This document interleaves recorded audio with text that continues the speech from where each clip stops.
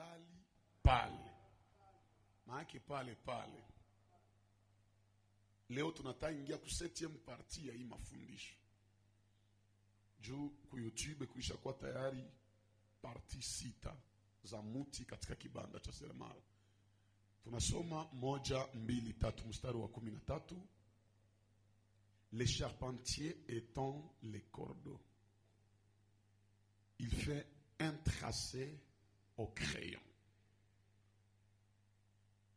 Il façonne avec les couteaux et marque ses dimensions avec les compas. Il produit une belle figure d'homme d'une bonne forme pour qu'elle habite dans une maison. Amen. Tushangilie na tunakaa kwa ajili ya usomi wa neno la Bwana.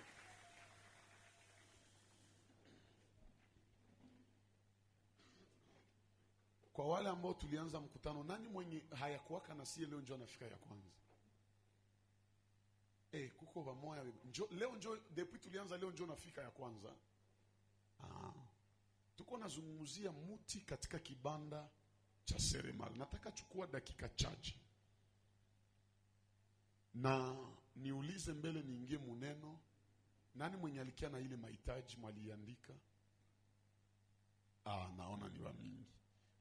Kwa wenye hawakukia nazo mulisabu sababu habatakuwa nazo leo, kesho unakuya nayo. Amen. Sababu lazima sie wote tuifanye. Nani mwenye alikuja na udongo? Voila, pale ni sawa.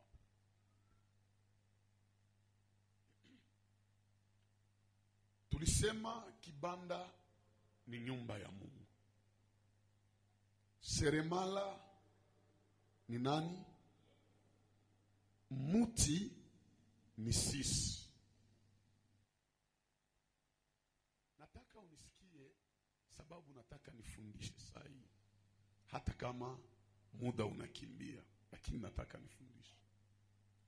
Tulishazungumzia vitu vitatu miongoni mwa vifaa seremala anatumia. Isaya anatuzungumzia seremala anatumikisha uzi. Cha pili anatumikisha kalamu ya mate. Cha tatu anatumikisha randa ambayo ni kisu. Na cha nne anatumikisha bikari, yani kompa. Lakini zaidi ya hivi, kama ukiingia katika kibanda cha seremala utakutana vifaa vingine. Misumari pia zinatumikishwa. Nyundo ama hama nayo inatumikishwa. Kole inatumikishwa. Tunajua kole sio wote. Yenye sinjo mkiswahili tulikuwa na waza. Sasa tulikuwa sema kole, tulikuwa na waza ni Kiswahili, kumbe ni Francais ndio tulikuwa sema kolo. Nani mwanakumbuka alikuwa sema kolo? Tuitike na mimi nilisemaka. Merci mama. Make ile ya kubanisha. Lakini pia mapapie mnelizi na kuwaka ndani ya atelier. Vifaa ni vingi sana. Na hubu vitu vote katika mafundisho yetu vitakuwa na nafasi. Lazima tuelewe kazi ya vitu vyote hivi. Tulianza na kisu. Tukasema jambo la kwanza, kisu kinapopita kwa maisha yetu.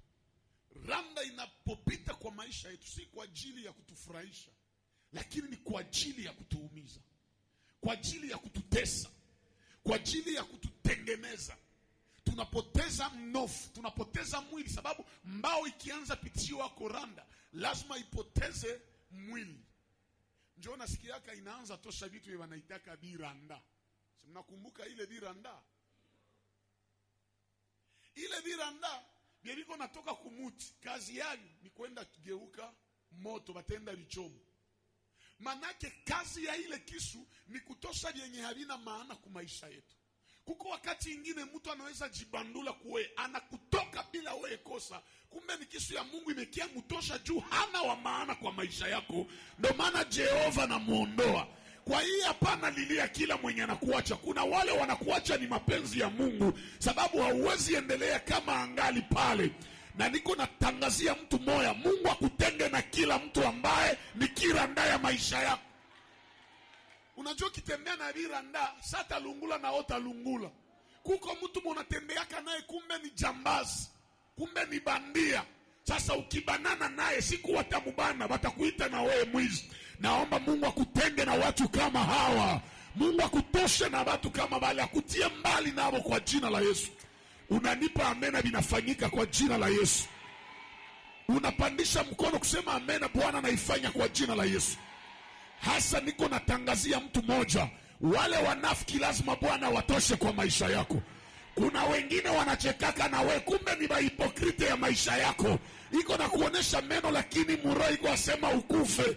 Ituru Mungu atamtosha na utaendelea wewe. Ambia jirani, ifoba mwa natuacha. Esko ulikuwa unajua kama kwa wengine bakikuyalia wanafungiaka ba maana njia kwa maisha yako? Lazima watoke ili wengine wakuje. Na mtu akikuacha, kuko place yenye ameacha wa maana atakuya pale. Na Biblia, wa maana atakuja, asikuye bure, akuye na utajiri ya maisha yako, akuje na muujiza ya maisha yako. Niko naongea na badada wenye hawana ndoa. Kama uliachiwa, alikuacha juu place ya wa maana mwenye atakuingiza mnyumba, akuye kwa maisha. Nipe amena, Bwana ifanye. 21 jours, kila hypocrite Mungu atamtosha karibu yetu. Hata ndani ya ministeri hapa, kila mtumishi hypocrite atatoka. Kila mtoto hypocrite atatoka. Na Bwana ataleta watiifu. Bwana ataleta wenyenyekevu. Mimi nakwambia kwa watu wenye saba na kuwa karibu yetu, njoo na occasionesi ya kutoendelea. Please iko karibu yako. Please Mungu anakawia ukutendee. Unajiuliza juu ya nini mimi siendelee? Kumbe ni hypocrite moja hivi. Mungu iko naona nikimtimizia vya mimi na muandalia yake. Huyu njoo atampatia sumu. Kumbe omwe atoke karibu yake, njoo saa yenye ndamubariki aishi na vitamine ya bien. Tingiza jirani mwambie wale baadui beba najipitishaka barafiki, Mungu atabatosha. Ni mwambie ni viranda yenye Mungu atatosha. Nani mwalishaona kwenye liko natosha viranda? Ushaona? Naona vile ba mingi banaenda bikamata, bamwa banabitia kwa batoto, kwa batoto batachezea. Sie tulikomalia Goma ya majiwe. Banakuwa natuletea viranda, banatiatia mu majiwe na geuka tere. Maana yenye tutakanyangia yako. Mwenye alikuwa adui yako, Bwana atafanya bamkanyange kwa jina la Yesu. Amen, amen. Yesu sasa ni juu ya kututosha ako bimoya vile. Kwa hiyo wakati mwingine inaweza fika hata Mungu akutosha yako kitu kenye unaona hiki ni kia maana kwangu. Huko kitu kenye wakati ungana kitegemea Mungu hawezi leta kia maana zaidi. Lazima kile kitu kitoke. Narudilia, lazima kifanye nini? Ndani ya Yesu nilisema bien haiko raha tu. Uko na kama teso. Ayubu yeye pekee alisema vile. Ayubu Biblia inasema alikuwa tajiri sana. Mpaka Ayubu hakufanya dhambi, Shetani anaenda jitia murenyo ya mbinguni par infiltration. Mungu sana naona bien. Sema haiko shetani huyo. Shetani ule. Kamwambia Shetani, uko unafanya nini? Na unatoka wapi? Shetani akajibia Mungu, asema mimi natoka hangaika kudunia. Mwile kuhangaika ulikuwa unaona watu nilikuwa naona venda jaribia. Njoo Mungu akaambia Shetani mwenye Shetani alikuwa hawazi. Kumbe kwa mwenye Shetani anaweza waza kujaribia lakini anashindwa. Mpaka Mungu amruhusu. Profondeur. Mungu yeye pekee njoo anachongea Ayubu kwa Shetani. Mungu anaambia Shetani, Shetani, umeona mtumishi wangu Ayubu vile ni mkamilifu? Shetani ase, Mungu achana na vile.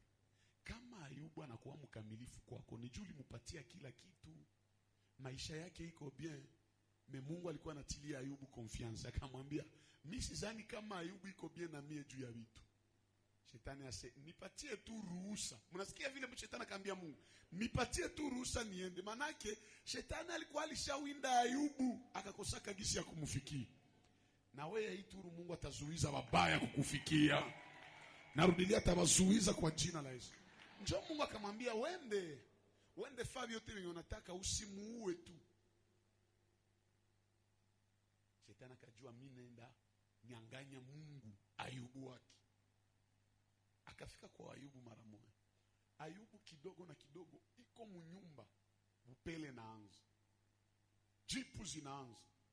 Unajua upele ipige hapa au jipu ipige hapa na ishi. Measeme Ayubu kilonde kanzia chini ya mguu ikapanda mpaka kunyele. Inakuwa sasa vile watoto wanakuwa na destiny kubwa, wanapataka vitu. Mie wakati yenye tunaanza pitia mateso, babangu mzazi alishaacha vya Mungu, baisha shindwana na mamangu mzazi, akaenda oa ka jeune fille moya hivi. Kale ka mama kalinifanya hivi. Basi kale ka mama kalinifanyaka hivi. Asa niko malaka yangu tu mpole. Unajua mie kwa wengine walirefikiaka kwa neema, njoo mie ule. Nilikuwaka mfupi juu ya mateso. Maana nilirefika tu ni fiu kulimoya. Tena nikiarefika pa mademi 14. Njoo ni maana unaona tu mtu anarefu na haelewa. Hii ni urefu ya Mungu tu ameninyorosha ya limoya. Mateso moya kale kama mama kalinipitisha hako. Kisha kale kama mama kalikuwa na mama yake mulozi. Sasa mimi naenda kwa masomo, mama yake iko, nikienda mimi niko naangalia bien. Sasa mimi nafika, kale kama mama kanaanza 5. Njoo vile anakuwa ananiona, kila kuniona ni. Mimi nakuwa najiuliza, ananionaka yeye hivi. Nikiingia mshambre, mimi naingia kumlango, mimi nachungulia, mimi niko naona watoto yake yote bien. Hafe macho vile, mimi akiniona tu mara moja. Balozi huku nje. Bakanipigaka rujole na nilipataka vaccin ya contre rujole. Ikanipata. Suluba nikapata suluba. Unajua suluba? Ile suluba mwili yangu yote ikakuwa na matundu ya vilonda. Hasa hapa msicheki. Huku kote kichwa yote hapo kwa kilima ya kilonda, kilima na kwa sari vimba. Siku moja wakanibeba kusalo. Azambe. Ilikuwa kama 2001. Bananibeba kusalo. Kwa feri mwiko aninyola. Akakosa nyola. Mnakumbuka ile bisuko walikuwa naitaka wa mama na wadada sema vya mbuzi. Kichwa changu ikakuwa sasa hivi liko na mavia mbuzi sasa ya vilonda. Maana hapa bananyola mpaka leo nikikata nyele yote hapa katikati kulibakiaka cicatrice moja kana terezaka juu ya ile boroze balinipigaka. Maana wakanionea kuniloga bien. Mekumbe Mungu aliona huyu hawezi kufa. Kale kama mama siku moja ananiambia nende tupa uchafu ya mtoto. Juu mie muyote vraiment Mungu alinipatia nausea ya kuexagere. Mika mwendre uchafu mimi nasikia nausea mbaya sana. Sasa jiulize mtoto alifanyizia vile mchupi. Kisha wananiambia niende ile wakati hatuni matoilette moderne. Asinende itupa, make nende ikungutia kuese kule. Sasa niwa ile na niko akakamata hivi. Kumbe ule mamajo alishakosa yenye mimi naweza fanya jua nipige pale njoo alikuwa ananitafutia. Na akanipata kweli. Juu sasa mimi naenda kutundu ya choo, mimi napenda nikakunguta na mimi kabana hivi yote kaniponyoka. Nikakosa sasa ndasema nani chupi ya mtoto iko wapi? Ngasema imeangukia muwese. Ase nilikuwa na kugonjwa ulikuwa ulishanifika hapa. Leo na nione. Ile siku nilipigwa masalio ya fimbo za Yesu. Nilipigwa mbaya. Omwaba kupige fimbo. Nani mweshona ambriage ya moto? Munaona kale kachuma kanakuwa kasinga mwa hivi. Kanatoka huku kwa ambriage mpaka mule chini. Njoo Kenya alikamataka na ile chuma. Njoo nilipigwa. Biko kupiga bore na beba munofu. Bana kupiga na beba nyama. Mwili yote nililonda njoo nipataka. Nijua Mungu tu ni mwema, mwili yangu haikuwa cicatrice. Lakini nilipigwa ya nguvu. Kumbe vile vitu yote seremala iko naandaa mtu juu siku moya akuwake mzuri sana. Nataka niongee na mwenye iko napitia magumu, uko napitia mateso, kila kitu hakikamate. Inafika wakati ulisoma lakini kazi hakuna, uko mrembo hakuna ndoa, watu wote hawakutaki, hata chakula unakosa. Mungu ni wa wale waliotupiliwa. Wakati mwingine Mungu huwa anatumia magumu na vipindi vizito ili alete utukufu yake kwa maisha yetu. Lakini niwapatie conseil, utajikamata wakati ya vipindi vizito. Juu kulia bamingi wanaliaka, lakini hawajuake gisi ya kujikamata saa ya mateso. Muti katika kibanda cha, manake muti mkibanda inaweza teseka, tuko pamoja, inaweza pitia kipindi kizito, lakini ndakupatia siri 5 za kufanya juu usipoteze msimamo yako mu mateso. Siri ngapi? Ya kwanza, ujue tutake tusitake hatutaponyokaka ole. Mateso itatufikiaka tu. Lakini kujikamata mu mateso, namna gani unajikamata, njoo inafanyaka mtu akue mzima. Kitabu cha Zaburi 34 mstari wa 6 kushuka inasema, le malheur attend souvent les justes. Maana unaweza kuwa mwenye haki lakini ole inakufikia. Mateso ya mwenye haki ni mengi sana, lakini Bwana humponya. Ile njoo mimi napenda, manake mtu wa Mungu, mtu mwenye haki hawezi kimbia mateso, ni ya mingi. Unamalizaka hii ingine nafika. Unapata za nyumba, Bwana anakukatala. Bwana alishaukatala, mtoto anagonjwa, za hospitali hakuna, kunyumba hakuna chakula, mavazi hakuna, mpaka unakuwa saa mwenye unataka sara. Kichwa inataka anguka. Unaona saa vile dunia yote iko na peze kukichwa yako. Nani mwenye hivi bilishafikiri? Uko na kabuchuruzi kadogo, ba escrow na kukula. Bakisha kukula, unasikia mulikuwa naweza takusaidia, anakuambia hauko mwenzangu. Ule aliaisha, unasikia mwingine tena na gisi malore haiki yake yopeki. Unasikia tu ase accident nafanyika, nani mtoto wake njoo anagongeo. Kilio na kuwa please ungali vile unasikia mama yake amekufa. Nabaambia kuko saa yenye tunapitia vitu mpaka foli nataka kukamata. Kuko saa unateseka mpaka unajiuliza nilikiaka fanya nini mu hii dunia. Iko wakati yenye utapitia magumu ya vile, lakini napenda neno la Bwana, mateso ya mwenye haki hata kama ni mengi sana iko na mwisho. Bwana humponya. Naomba mbele nikupe hizi siri 5, Mungu akuponye na kila mateso yenye uko napitia. Sijua ni kipindi gani uko napitia, lakini najua Bwana anaponeshanaka na mateso mengi sana. Kama wenjo ulikuwa kandida wa mateso, ukuwe sasa kandida wa uponyi wa Bwana, uponyaji wa Bwana. Utajikamata wakati wa kipindi kizito. Na kipindi kizito kwanza ni nini? Kipindi kizito ni zile zoruba tunapitiaka. Kipindi kizito ni ile mateso tunapitiaka. Kipindi kizito ni ile mtikisiko, kupoteza watu ya maana, kukataliwa, kutupiliwa, kufukuzwa, kukosa, hata umaskini. Kwanza hakuna mateso ya nguvu sababu maskini. Juu maskini tu njo bana waziabi ya mubaya. Maskini hata hana kosa, bana muona mlozi. Maskini hata hakufanya kitu. Kitu kikipotea kunyumba, yeye njo banaonaka mwizi. Bwana Yesu asifiwe. Maskini hata kuwe na hekima ya yeye, inaweza saidia watu lakini hawatamkumbuka. Mpaka Biblia nasema kulikuwa maskini moya, probleme ilitafuta kapata inchi, hekima yake akaipelekea beba alikuwa naongoza inchi. Bakatumikisha ile hekima, inchi ikapona, lakini wakasahau mwenye alibaletea hekima ya kuponesha inchi. Njoo vile Biblia nasema. Manake maskini anaweza kuwa hata na akili sana, alisomaka natoka wa kwanza masomo kuanzia primaire mpaka universite, lakini maisha inamfanya wa mwisho. Ile yote ni mateso, ile yote ni vipindi vigumu. Utajikamata aika mko mikono ya Mungu. Jambo la kwanza, ukipitia mateso, ukipitia magumu, cha kwanza utafanya usione mateso, lakini uone Mungu mwenye anaweza kutosha mwile mateso.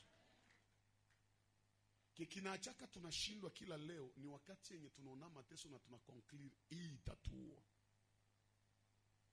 Kila kipindi iko na mapito, iko na wakati yake. Mtu mwanipe amen niongee. Marko sura 4 mstari wa 35 kushuka. Yesu anaambia wanafunzi wake, tuingie chomboni na tuende ngambo ingine ya bahari. Mnanisikia? Neno ya Yesu ilikuwa baende wapi? Ngambo ingine ya bahari. Na wakaingia na Yesu akakuwa nao. Yesu akalala mumai na biko mubato. Sa Yesu analala chomboni, zoruba ikaanza bapiga. Manake nini? Biko na Yesu lakini zoruba na bapiga. Kukuwa na Mungu haimaanisha uwezi teseka. Kukuwa na Mungu haimaanisha uwezi pitia kipindi kizito. Kukuwa na Mungu haimaanisha hawezi kusemea bongo. Yusufu alikuwa na Mungu lakini wakamsingizia seni mubakai. Bien iko na Mungu tena kekiliacha hazini ni Mungu, lakini Mungu akaitika baseme kama Yusufu alibaka na nchi yote kaitika. Na akaingia mprison. Muniambie saa yenye anatanza tafsiri zile ndoto za wale babwana bawili. Unaweza kuwa mwenye shindwa mtukana. Nadhani kwa mwalimwambiaka, wewe nakutaka ingia mukaramusi ya kutafsiri unataji fahamu mtumishi, wewe ulibakaka wewe. Sulitakaka baka. Maana kama ile lirataka ushabaka ba mingi. Kumbe Yusufu wa watu hayawai baka. Kukuwa na Mungu haimaanisha hawezi kusingizia. Kukuwa na Mungu haimaanisha hawezi kukuwazia mabaya. Mungu iko na mpango mzuri kwa maisha yako, lakini wanadamu hawana mpango mzuri kwa maisha yako. Na nisemaka zamani, mtu akikupatia kitu siwaza seni roho yake mzuri tu. Ni Mungu mnaombaka njoo anamkoseshaka amani. Kwa hiyo hapana tumainia mtu, jua kama naweza kuwa na Mungu na watu wananitesa. Sijua kama niko nafundisha kabisa. Unajua saa hivi semansa iko yake haina shida, na nikwambie vile nitakusaidia. Juu sama uko nateseka hapa, hata nikwambie inuliwa, kama sikwambie unaweza jikamata hemu mateso. Na kwambie unasema napokea na mateso yanabakia pale pale. Mwenzetu Jeremia alisema pourquoi ma souffrance demeure-t-elle continuelle et ma plaie ne veut-elle pas guérir? Ni mtumishi lakini kwa sema kwa nini magumu yangu yanadumu na kidonda changu hakikauki? Lazima uelewe kama kukuwa na Mungu haiwezi zuiza usipiganishwe vita au usishindwe. Unaweza kuwa na Mungu na unashindwa. Ile ni kweli, unaweza kuwa na Mungu na unashindwa. Lakini buzuri ya Mungu, hata unashindwa, siku utaweza, inakusababisha mateso yote. Ndio maana wa kwanza uangalie wakati wa kipindi kizito ni kumuona Yesu. Sababu Yesu njoo mwenye alisema njoni kwangu nyote mnaolemewa na kusumbuliwa na mizigo mizito nami nitawapumzisha. Kama unateseka, ile shida isiacho najiua, lakini ambia Yesu wetu njoo mimi nategemea. Jambo la pili unapaswa jikamata wakati kipindi kigumu kinakufikia ni kujua kama ni lazima nipitie vipindi vigumu. Kuko wakati mwingine tunashindwa juu tunasababu kama tutake tusitake, kuko tu mateso yenye natuandaliwa huko mbele. Tena na mimi napenda hii yenye ifo ujue wakati unajua kama lazima upitie mateso, sasa itafika hautashangaa. Manake wakati unajua kama bananizunguruka saa yote wanaweza nigeuka, siku watageuka hautashangaa, utaelewa njoo dunia ile. Mbinguni njoo kwenye hakuna maprobleme, mekudunia ni ulimwengu ya maprobleme tu. Bwana Yesu asifiwe. Inaweza fika uko na Mungu lakini unakosa mtu mwenye iko dini na wewe. Hautakuwa wa kwanza hata mbinguni mwenye anastahili alikosekana. Ufunuo sura 5. Malaika analalamika, nani anastahili kufungua kitabu hiki chenye mihuri 7? Ndio vile Biblia inasema. Biblia inasema aseme hakuna aliyeonekana na mbinguni na kudunia na kuzimu kukakosa wa kustahili. Njo kimya ikakuwa ya nusu saa. Mpaka saa Yohana anasema na mbinguni kunakosa mwenye anastahili, mwanaweza leta solution ku problem. Kama mbinguni alikosekana, kudunia njo atapatikana, kuzimu njo atapatikana. Ase njo Yohana akaanza li. Biblia inasema bien, et je pleurais de ce que personne ne fit trouver digne d'ouvrir le livre ni de le regarder. Njo minapenda mzee moya akakuia Yohana, akamwambia Yohana, acha kulia. Wewe ulikuwa na waza mtu njo atastahili, lakini haiko mtu njo tuko naye lazima. Akamwambia, voici le lion de la tribu de Juda. Tazama simba wa kabila la Yuda. Ni yeye alishinda ili afungue kitabu na kuvunja mihuri 7 zake. Yohana 7 anamwambia asilie, bali mwambia aone nini? Aone nini? Simba wa kabila. Yohana mkichwa kajua kumbe simba na kia kusove oner. Sasa Yohana nageuka, hakuona simba, akaona njo mwana kondo. Kalite kubwa ya mwana kondo ni mpole. Niko naongea na bebiko nateseka, lakini wakabakia bapole. Ni wengi watageuka solution ya generation yako kwa jina la Yesu. Nipe amena niongee kidogo di. Aseme sali geuka kaona mwana kondoo aliyefanana anachinjwa. Manake ni mwana kondoo wa kuteseka. Kumbe ni mwenye aliteseka njo mwenye anamalizaka vya binatesa wengine. Mwenye aliteseka njo mwenye anakuwaka iko haki. Wakati utapitia kipindi kizito, elewa kama ile mateso haiko ya kukuua, iko na kutengeneza juu kufanya hero wa kesho. Dhahabu yoyote habaitake dhahabu kama haiyapita kumoto. Ni saa yenye moto inalunguza dhahabu, njo dhahabu inapandaka valore sana. Ile mateso yenye uko napitia ni moto yenye balileta ku maisha yako. Haiko juu ya kukupatia laana, lakini ni juu ya kuheshimisha maisha yako. Ni juu ya kupandisha maisha yako kwa utukufu na level zingine. Naongea na mtu mwenye iko nateseka. Ni wewe ndio utaleta na kuondoa aibu ya jamaa yako. Ni wewe ndio utaleta heshima ya jamaa na kuondoa aibu. Kama mwana kondoo juu mbinguni, yeye ndio alimaliza problem. Na wewe tangu sasa ugeuke solution kwa wale wanaokuzunguka. Kuna mateso mengine unayapitia hayakuwe, siku taimaliza. Utasema Baba asante, kumbe ulinipitishaka mwi kipindi juu nigeuke faraja kwa watu wengine. Vipindi vya nguvu vinaweza fika, lakini Yesu analitumikisha juu atupandishe, juu atupatie heshima. Maana ifo kujua tu kama ukitaka uishi bila magumu, ni kujua mateso ifike isifike inakuwaka tu. Inafikaka. Tena haitafika juu uko na zambi. Kuko chanzo 3 ya mateso. Narudia chanzo ngapi? Nafikiri nisemaka mjuma jana. Ya kwanza mwenye anatuletea mateso ni shetani. Juu ya nini shetani? Juu shetani hapendi tuishi mapenzi ya Mungu. Na shetani akijua Mungu iko na mpango mzuri kwa maisha yetu, anafanyaka nguvu tutenge na mpango ya Mungu juu tuteseke. Kukoba mingi wanateseka hapa ni juu shetani alilogaka maisha yao. Lakini mimi napenda ile mateso ni kwa jina la Yesu inatokaka. Ile magonjwa yenye ilitoka kwa shetani ni kwa jina la Yesu ndio inatokaka. Na ile hayo sitaikazia kwa sana. Mateso ya pili ni mtu yepeke. Kuko vyenye wepeke unafanyaka inageuka jaribu ya maisha yako. Unajua ile? Unafanya tendo inageuka jaribu ya maisha yako. Manake kwa wakati mwingine kwa vyenye usiitikake fanya na ukwe nafanya hadhari, ukwe na jitahadhari. Maki unajikinga na kujilinda. Unakumbuka wakati yenye Daudi ndani ya Samueli wa pili 11 na Samueli wa pili 12, zile sura 2, 11 na 12 ya Samueli wa pili. Daudi iko kuetaji, anachungulia bibi ya watu. Unajua kuchungulia, lakini Mungu naye vrema. Mzee Benjamin, bibi ya Uria, mwanamke mrembo sana. Mais akakuwa presse kuolewa na soda mpaka uyana yake iko na nauia mudushe yenye haina manjanja. Dushe ingekuwa na manjanja hata mfalme angekuwa kwa etage hange mchunguli.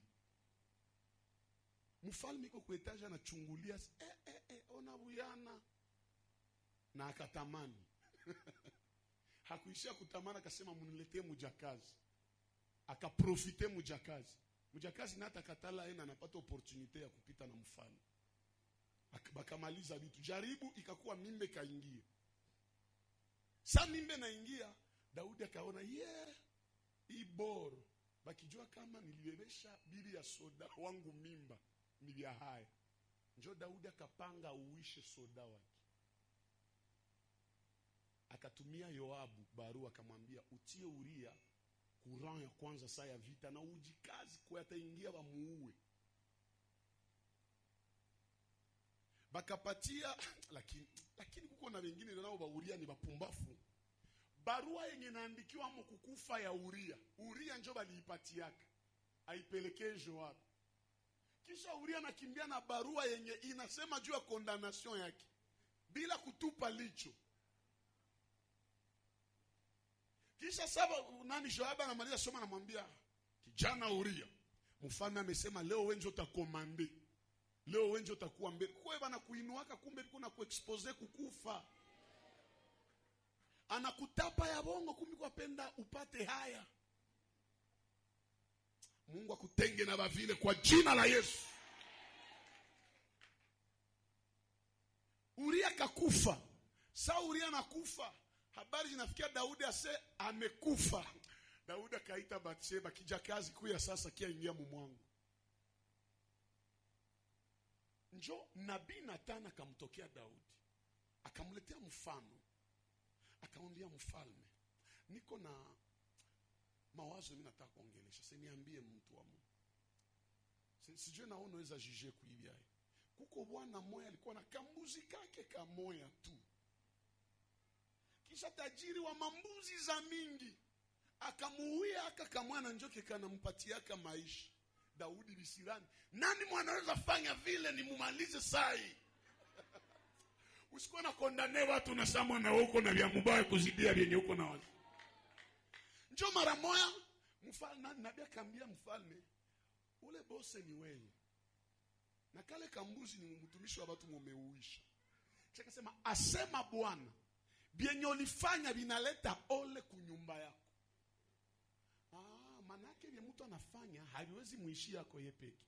Binaweza haribisha hata na beba na mzunguruka. Ambia jirani usikuwe nafanya kila kitu juu haukuwe victime wewe peke mwako. Unapitishana wengine ba mingi. Njoo maana kule mbele kama ukisoma Samuel wa 2:18, mtoto wa Daudi Absalom akapigaka babake coup d'etat. Mulikuwa hamjue ile? Kanisa mulikuwa hamjue? Daudi mtoto wake Absalom akapigaka Daudi coup. Kisha ona yenye akafanya yake exagere. Daudi aliuishaka soda wake, akazini na soda wake. Yesu na bibi ya soda wake. Kisha mtoto wa Daudi akatwala babibi yote ya baba yake. Akawamaliza, hapana kuwaua. Akawabaka mbele ya watu. Sijui kama mnanisikia. Nani mwenye alikuwa chanzo ya ile mateso? Si ni Daudi yepeke. Ambia jirani kuko vyenye usikuwa nafanya visikuletee madhara kule mbele.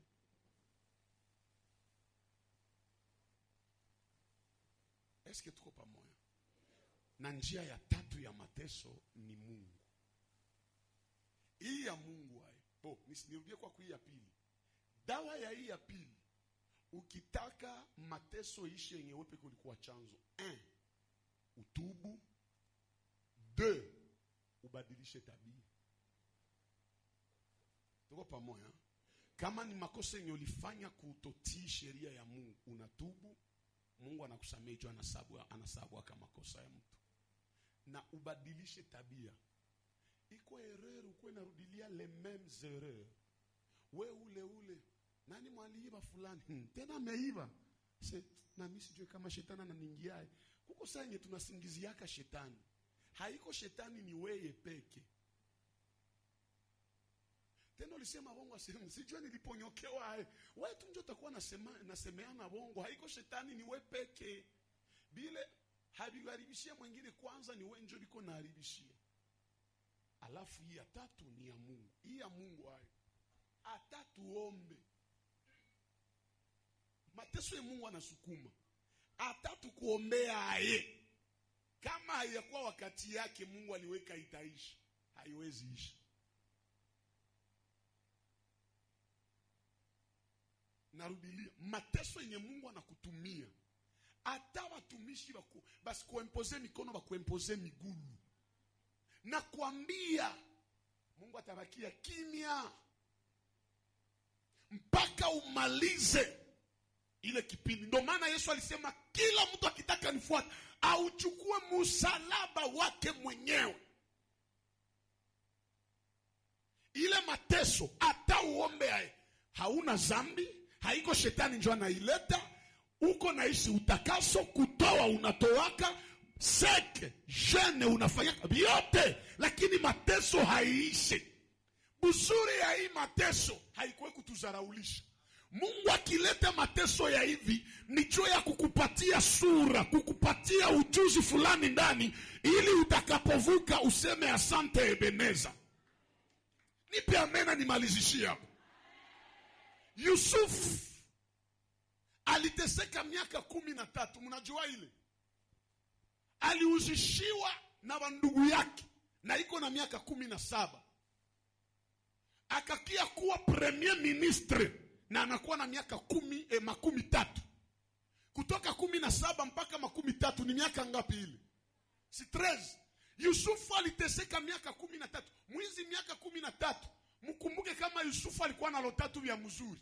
Mungu alikuwa anampatia unabii ya bien. Yusufu anaona yenjo biko napigia magoti, lakini mutreza yenjo anaanza tumikiana, mutreza yenjo wanasemea bongo. Mungu anaweza kuambia vya mzuri vya mubaya hata bikuambia. Anaweza kupatia unabii, mwanangu inuliwa, unasema napokea. So nafika nje unapigwa. Ndio unasema Mungu, mbona hili haukuniambia? Mbona iko sawa ni shetani? Shetani anasema misimo, haiko mimi. Mbona hakuna kenifanya? Ndio, ni Mungu njoo anaruhusu juu mkubwa ya Mungu hawezi kukupitisha mubia mzuri juu malizie mubia mubaya. Anatakaka kila kia mubaya njoo kenye kimalizike mbele, ili atakapoanza utukufu yake kwa maisha yako na uende utukufu juu ya utukufu. Ndio maana nipatie amena, ndaendelesha kesho kuizi siri 5, nikupatie kitu kia mwisho kui maisha ya Yusufu. Nipatie amena ya bien. Yusufu malgre alipitia mateso ya miaka 13, hakuna siku yenye alikosea Mungu. Alibakia mwaminifu kwa Mungu. Manake hata uteseke ae, mateso isikutie mbali na Yesu, lakini mateso ikusogeze karibu na Yesu, sababu ni yeye tu ndio mwenye anaweza kukusaidia. Eske tuko pamoja? Kwa hiyo Yusufu aliteseka miaka ngapi? 10 na ngapi? Sasa tangu Yusufu alikuwa ka premier ministre mzee, akakia kufa premier ministre na miaka 110. 110 ans. Mwalianza bu premier ministre na 30 ans mpaka ku 110 ans. Hamuone kama aliishi 80 ans ya utawala. Miaka 80 ya utawala. Muniambie sasa, anateseka 13 ans, kumbe Mungu anamwandalia miaka 80 ya raha. Njoo maana mateso unapitia kama ni ya Mungu, sasa itaisha. Raha haitakuwa ya mwaka moja. Mimi sikubali ile mafundisho ya kusema mateso ya miaka 10 Mungu anaweza ikusababisha kusiku moja. Sitaki vile. Sitaki nipate raha ya siku moja nikufa. Ema? Mimi sitaki ile. Siatembelea gari ya bei au Mungu akinipatia na nisha zeeka. Haifai nipatie na ningali na nguvu. Njoo baba yetu mzee Gacha anasema kama uliteseka sana, kila kenye ulikosa kama mateso, siku unapata pesa yake. Uko natembelea gari ya bei, hata unaenda hapa kwa barabara, tembea mugari. Utagonjwa. Hii miaka yote sikugonjwa kana niko tembea migulu. Leo njoo mimi na barika njoo mtasema mimi nagonjwa. Si mimi nasemaka. Msicheke nibamalizia. Mimi nasemaka. Mimi unipe leo sikria seni ikatala. Asa bitakuletea sukari mumwili. Niko na carence ya sukari sana. Sie wengine tulizaliwa kuma village. Juu kunye kuchai. Tulikuwa naita chai. Me hauwezi iona. Mpaka ugonjwa ndio utakunywa kuchai. Fete, siku ya fete kuambia papa utaniletea Fanta. Maki kwa naambia papa ndakuletea ni Fanta. Wanasema ndakuletea magharibi hautaona Fanta. Fanta ni kufete. Na ile kufete hauwezi maliza chupa moja wewe peke. Mlikuwa naichangia hata watu 5. Sie chai tulikuwa nakunywa moja, leo mko nakunywa hamburger siko pale. Bengine leo mnajua ulimwengu ya mapizza, bengine sijue mko pale mashawarma. Vile si tulijuia wapi? Si tulijuia vile wapi? Si huko unakunywa chai ni ya kashisha. Mnajua kashisha? Njoo majani chai. Au unatia mo citronelle, unatoa mayani moja hivi. Mnatia mumai mnatokotesha. Njoo mnatikisa, mko napiga hesabu ya vijiko. Maana kama ni kunywa chai, unaweza tia hata sukari kapata hapa. Kisha leo niambia seme, usikule hivi. Itakugonjesha wewe. Unajua miaka ngapi nililikosaka? Unajua naona kumbuka. Unaona ba hii miaka bwa hawezi jua vitu tuko nasema. Nyinyi mmekutana bomengo ishakuwa tayari.